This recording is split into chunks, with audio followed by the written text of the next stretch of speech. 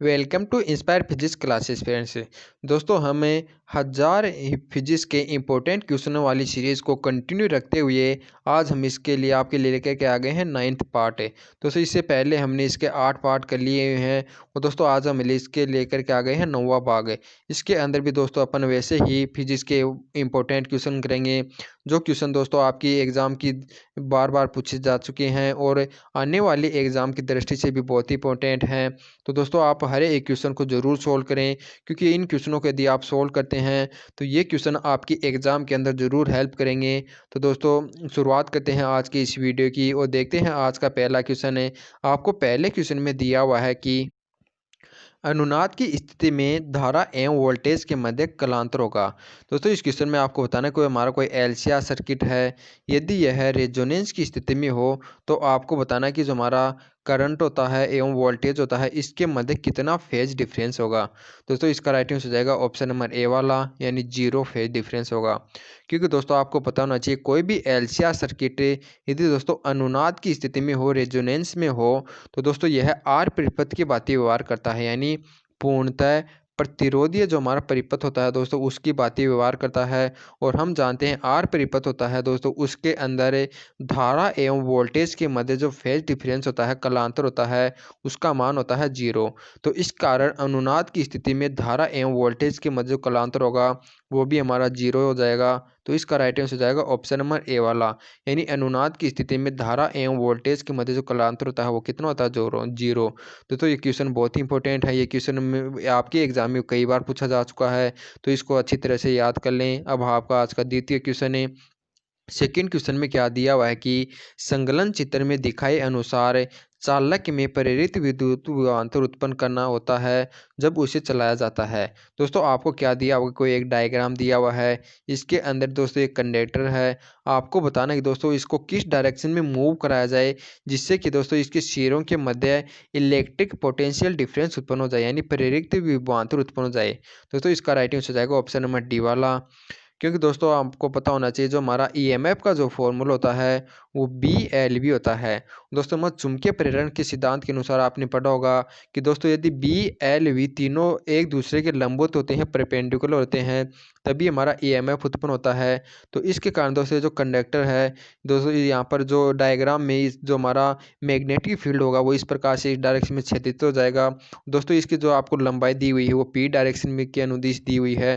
तो यदि दोस्तों इसको एम डायरेक्शन में अपन मूविंग कराएंगे तभी ये तीनों परपेंडिकुलर होंगे एक दूसरे के, तो इसके अंदर प्रेरित विभवांतर उत्पन्न हो जाएगा, यानी इलेक्ट्रिक पोटेंशियल डिफरेंस हमारा क्या हो जाएगा, इंड्यूस है। तो इसका राइट आंसर हो जाएगा ऑप्शन नंबर डी वाला, यानी दोस्तों इसको एम डायरेक्शन पर मूविंग कराएंगे तो यह अधिकतम यानी जो चुंबकीय फ्लक्स होगा उसको यानी कि है काटेगा, यदि अधिकतम यानी चुंबकीय फ्लक्स को काटेगा तभी इसके अंदर ईएमएफ उत्पन्न हो जाएगा। तो इसका राइट आंसर हो जाएगा ऑप्शन नंबर डी वाला, यानी यदि एम डायरेक्शन में मूविंग कराएंगे तो भी हमारा प्रेरित विभवांतर उत्पन्न होगा। अब आपके लिए तीसरा क्वेश्चन है। तीसरे क्वेश्चन में आपको क्या दिया हुआ है कि जब एक तार का लूप चुंबकीय क्षेत्र में घूर्णन करता है तो प्रेरित विद्युत वाहक बल की दिशा प्रत्येक आधे परिक्रमण में या चौथे परिक्रमण में या एक परिक्रमण में या दो परिक्रमण में बार बार बदलती है। दोस्तों इस क्वेश्चन में आपको क्या बताना है कि दोस्तों आपको पास एक तार का लूप है और इसे किसी मैग्नेटिक फील्ड के अंदर दोस्तों यानी घूर्णन कराया जा रहा है, यानी रोटेट करवाया जा रहा है।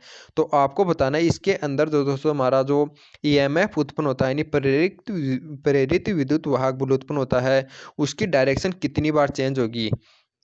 तो इसका राइट आंसर हो जाएगा ऑप्शन नंबर बी वाला।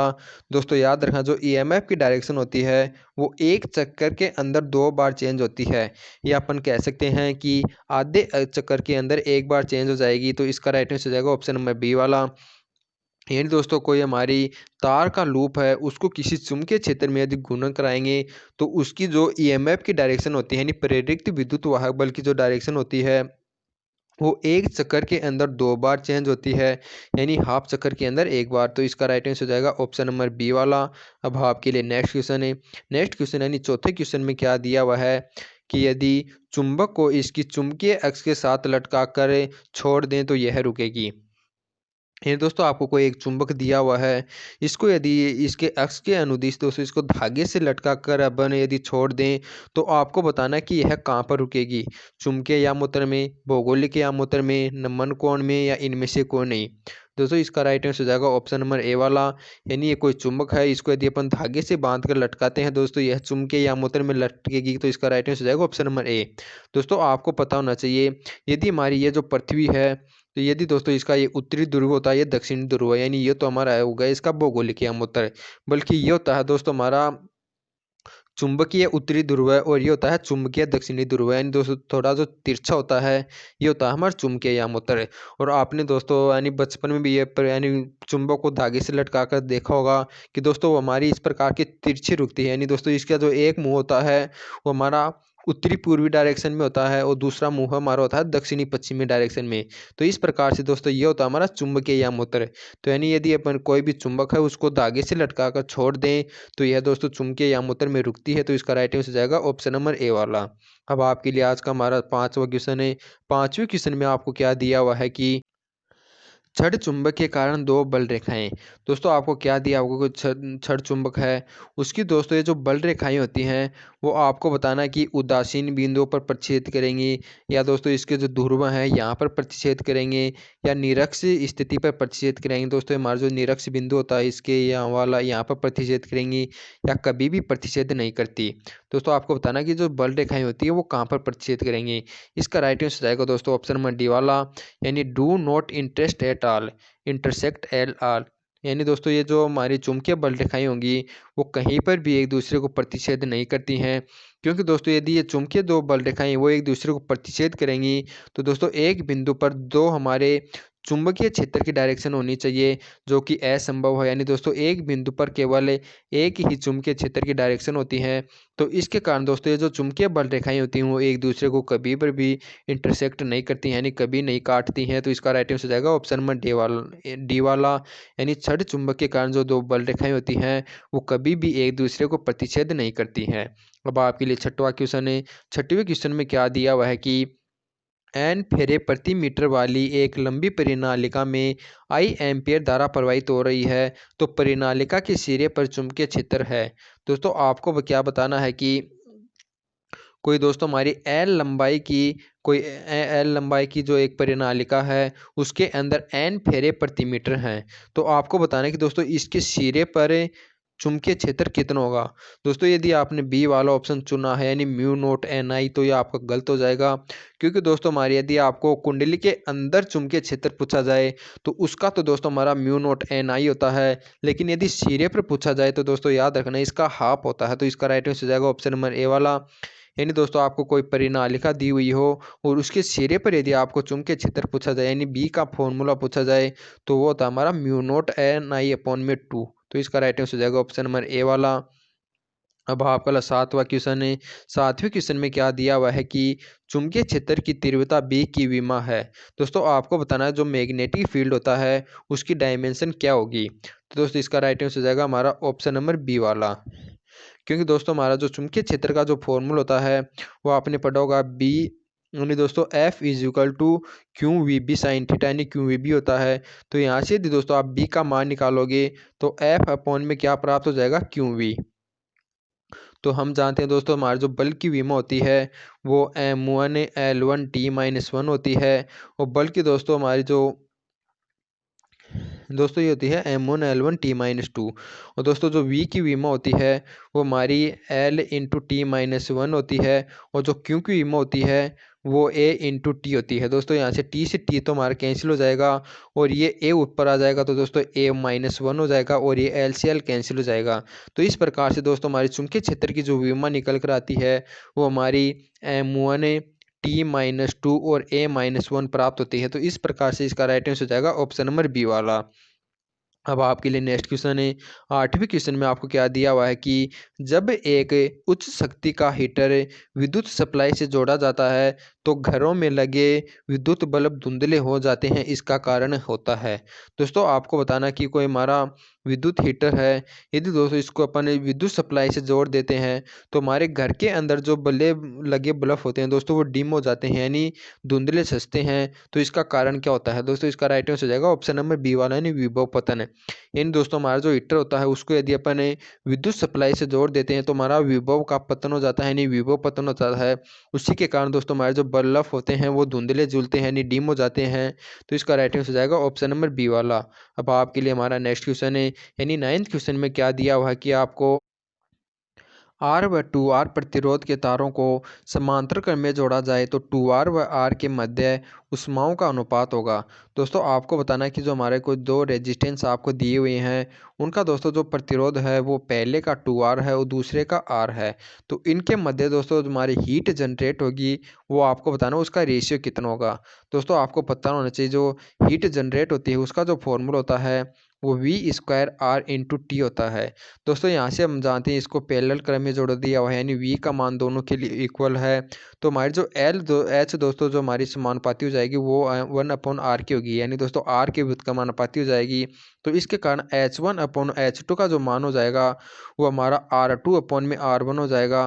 दोस्तों R2 का मान आपको कितना दिया हुआ है R, और R1 का मान कितना दिया हुआ है 2R। तो इस प्रकार से ये R से R कैंसिल हो जाएगा और H1/H2 का मान आपको कितना प्राप्त हो गया 1/2, यानी H1 यानी दोस्तों 2R एवं R के अंदर जो ऊष्माओं का अनुपात होगा वो कितना हो जाएगा 1:2। तो इसका राइट आंसर हो जाएगा ऑप्शन नंबर ए वाला। अब आपके लिए नेक्स्ट क्वेश्चन है दोस्तों, आज का जो 10वां क्वेश्चन है इसके अंदर क्या दिया हुआ कि रात्रि में ध्वनि की तीव्रता के बढ़ने का कारण है। दोस्तों रात्रि के समय दोस्तों जो साउंड होती है उसकी जो इंटेंसिटी होती है दोस्तों वो अचानक इंक्रीज हो जाती है, वो किसके कारण होती है? दोस्तों इसका राइट आंसर हो जाएगा ऑप्शन नंबर ए वाला, यानी वायु में घनत्व की वृद्धि के कारण। दोस्तों रात्रि के समय क्या होता है कि दोस्तों हमारी जो CO2 की मात्रा होती है उसकी मात्रा अधिक हो जाती है, और इसकी मात्रा अधिक होने के कारण दोस्तों हमारा वायु का घनत्व बढ़ जाता है, और वायु के घनत्व में वृद्धि होने के कारण ही रात्रि के समय दोस्तों जो ध्वनि की तीव्रता होती है वो भी बढ़ जाती है। तो इसका राइट आंसर हो जाएगा ऑप्शन नंबर ए वाला। अब आपके लिए दोस्तों नेक्स्ट क्वेश्चन है दोस्तों, जो सभी क्वेश्चन है वो फिर से बता देता हूँ, बहुत ही इंपॉर्टेंट है दोस्तों, हर क्वेश्चन को करना अनिवार्य है, क्योंकि दोस्तों यदि आप इन क्वेश्चनों को कर लेते हैं तो ये क्वेश्चन आपकी एग्जाम के अंदर जरूर हेल्प करेंगे। तो देखते हैं हमारा अगला 11वां क्वेश्चन है। 11वें क्वेश्चन में क्या दिया हुआ है कि अल्ट्रासोनिक वे तरंगें होती हैं जिन्हें मनुष्य सुन सकता है, जिन्हें मनुष्य नहीं सुन सकता, जिनका वेग अधिक होता है, जिनका आयाम अधिक होता है। दोस्तों इसका राइट आंसर हो जाएगा ऑप्शन नंबर बी वाला, यानी मैन कैन नॉट हेयर। दोस्तों अल्ट्रासोनिक यानी प्रासर्व्य तरंगें होती हैं, वे तरंगें होती हैं जिनकी आवृत्ति 20 किलो हर्ट्ज से अधिक होती हैं, यानी दोस्तों 20,000 हर्ट्ज जिनकी यानी फ्रीक्वेंसी अधिक होगी वो दोस्तों वो हमारी अल्ट्रासोनिक की तरंगें होती हैं। और हम जानते हैं जो मनुष्य था दोस्तों वह 20 से लेकर के 20,000 फ्रीक्वेंसी तक की हमारी वेव को सुन सकता है। तो हम जानते हैं अल्ट्रासोनिक की तरंगें होती हैं वो जो फ्रीक्वेंसी है उनकी आवृत्ति होती है वो 20,000 हर्ट्ज से अधिक होती है, तो इनके कारण मनुष्य इनको नहीं सुन पाता है। तो इसका राइट आंसर हो जाएगा ऑप्शन नंबर बी वाला, यानी अल्ट्रासोनिक वे तरंगें होती हैं जिन्हें मनुष्य नहीं सुन सकता। अब आपके लिए नेक्स्ट क्वेश्चन है, 12वें क्वेश्चन में क्या दिया हुआ है कि सरल आवर्त गति करते हुए कण के वेग और विस्थापन के मध्य वक्र होगा। दोस्तों आपको बताना कि कोई एक कण है वो हमारा सिंपल हार्मोनिक मोशन कर रहा है, तो उस समय इसके डिस्प्लेसमेंट एवं वेलोसिटी के मध्य जो दोस्तों हमारा जो ग्राफ होगा वो आपको बताना है कैसा होगा। तो इसका राइट आंसर हो जाएगा दोस्तों ऑप्शन नंबर डी वाला, यानी दीर्घवृत्ताकार। दोस्तों ये कैसे होता है आपने पढ़ा होगा कि दोस्तों जो SHM के अंदर जो वेलोसिटी का फॉर्मूला होता है वो ओमेगा और अंडर रूट में होता है हमारा A² माइनस का x²। दोस्तों यदि इसका दोनों तरफ ने वर्ग करते हैं तो हमारा V² is equal to omega square A² minus के ओमेगा² x² प्राप्त होता है। दोस्तों यदि आप इसको आगे सोल्व करोगे तो आपको प्राप्त होगा x² प्लस के V² में ओमेगा² A² इज इक्वल टू 1 है। और दोस्तों आपको पता होगा ये जो इस प्रकार की जो ग्राफ होती है वो हमारी दोस्तों जो इक्वेशन होती है वो एक दीर्घवृत्ताकार की होती है, तो इसके कारण एक्स एवं वी के मध्य से जो ग्राफ हो जाएगा वो भी हमारा कैसा हो जाएगा दीर्घवृत्ताकार। तो इसका राइट आंसर हो जाएगा ऑप्शन नंबर डी वाला, यानी वेग एवं विस्थापन के मध्य दोस्तों वो वक्र होता है वो कैसा होता है दीर्घवृत्त। तो इसका राइट आंसर हो जाएगा ऑप्शन नंबर डी वाला। अब आपके लिए नेक्स्ट क्वेश्चन है, तो 13वें क्वेश्चन में आपको क्या दिया हुआ है कि सरल लोलक के लिए एल एवं टी के बीच ग्राफ होगा। दोस्तों आपको बताना कोई हमारा कोई सरल लोलक है, उसका जो दोस्तों जो लंबाई होती है और इसका जो आवर्तकाल होता है टी, इन दोनों के मध्य ग्राफ खींचा जाए तो आपको बताना है कि वो कैसा होगा। अति परवलय होगा, परवलय होगा, एक वक्रीय रेखा में होगा या सरल रेखा में। दोस्तों इसका राइट आंसर हो जाएगा ऑप्शन नंबर बी वाला, यानी एल एवं टी के मध्य से यदि ग्राफ खींचा जाए तो वह दोस्तों परवलयाकार होता है। क्योंकि दोस्तों आपको पता होना चाहिए कि दोस्तों हमारा जो आवर्तकाल होता है वह है दोस्तों एल इस रूट एल के समानुपाती होता है। तो दोस्तों यहाँ से अपन देखते हैं कि जो एल समानुपाती होता है वो टी स्क्वायर के समानुपाती होगा। तो इसके कारण एल एवं टी के मध्य जो ग्राफ खींचा जाएगा वो हो जाएगा हमारा परवलयाकार। क्योंकि दोस्तों हम जानते हैं जो परवलय का इक्वेशन होती है वो आपने पढ़ा होगा, y square is equal to 4ax होती है। दोस्तों यानी इसके अंदर एक चर तो हमारा एक घात होता है और दूसरा चर द्विघाती। तो यहाँ पर भी दोस्तों हमारा एक चर एक घाती है और दूसरा चर द्विघाती है। तो इसके कारण इनके मध्य जो ग्राफ हो जाएगा वो कौन सा हो जाएगा, परवलयकार। यानी कि यह किससे हमारा सिमिलियर है, परवलय की दोस्तों हमारी जो इक्वेशन होती है उससे मैच कर रहा है। तो इसके कारण इन दोनों के मध्य जो ग्राफ हो जाएगा वो परवलयकार हो जाएगा। तो इसका राइट आंसर हो जाएगा ऑप्शन नंबर बी वाला। अब आपके लिए नेक्स्ट क्वेश्चन है दोस्तों, हमारे आज का जो 14 क्वेश्चन है इसमें क्या दिया हुआ है कि आपको ऋण विद्युत आवेश के चारों ओर बल रेखाएं होती हैं, वामावर्त वर्ताकार एवं दक्षिणावर्त वर्ताकार, या तिरछी ऊपर की ओर या तिरछी बाहर की ओर। दोस्तों इसका राइट आंसर जाएगा ऑप्शन नंबर सी वाला।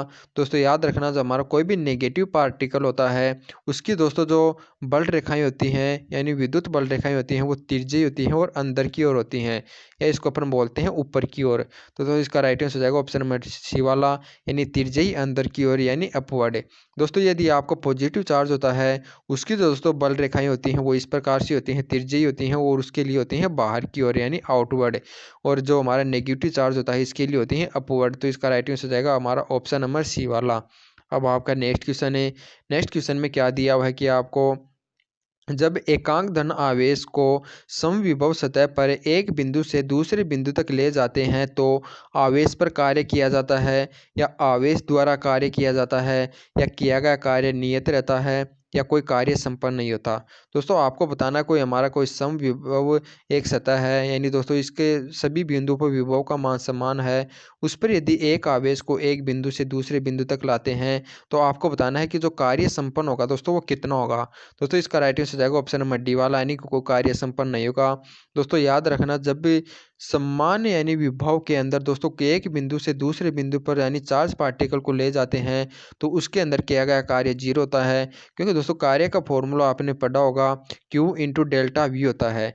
दोस्तों यदि यहाँ पर विभवांतर के अंदर का मान ही जीरो हो जाएंगे, दोस्तों यदि विभव का मान समान होगा यानी डेल्टा वी का मान हमारा कितना हो जाएगा, जीरो।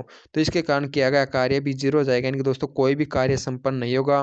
तो इसके कारण समविभव पृष्ठ पर एक आवेश को दूसरे बिंदु पर ले जाते हैं तो दोस्तों उसके द्वारा कोई भी कार्य संपन्न नहीं होता है। तो इसका राइट आंसर हो जाएगा ऑप्शन नंबर डी वाला।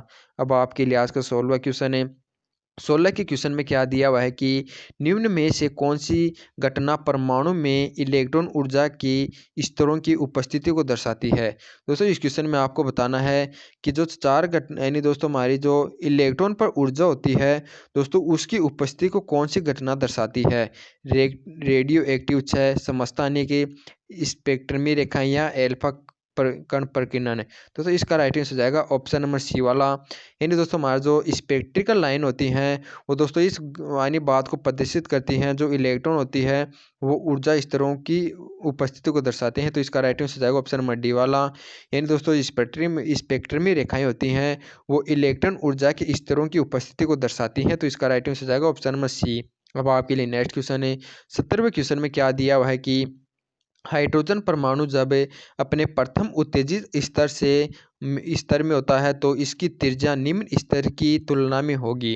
दोस्तों आपको बताना है कि दोस्तों हमारा कोई हाइड्रोजन परमाणु पर दोस्तों जब अपनी उत्तेजित अवस्था में होता है तो आपको बताना है कि निम्नतम अवस्था की तुलना में इसकी त्रिज्या कितनी हो जाएगी। दोस्तों आपको पता होना चाहिए जो भी कोई भी हाइड्रोजन परमाणु अपनी उत्तेजित अवस्था में होती है तो यानी कि प्रथम उत्तेजित अवस्था के लिए n का मान 2 होता है और दोस्तों हमारे जो मूल अवस्था में होता है यानी निम्नतम स्तर में होता है तो एन का मान 1 होता है। और रेडियस का मान दोस्तों आपको पता होना चाहिए, वो एन स्क्वायर के समानुपाती होता है। तो इसके कारण दोस्तों हमारा R2 अपॉन में जो R1 हो जाएगा वो N2 स्क्वायर अपॉन में N1 स्क्वायर हो जाएगा। दोस्तों N2 स्क्वायर का मान हमारा 4 हो जाएगा और N का मान हो जाएगा 1। तो इस प्रकार से R2 का मान हो जाएगा दोस्तों हमारा हो जाएगा 4R1। तो इस प्रकार से इसका राइट आंसर हो जाएगा ऑप्शन नंबर डी वाला।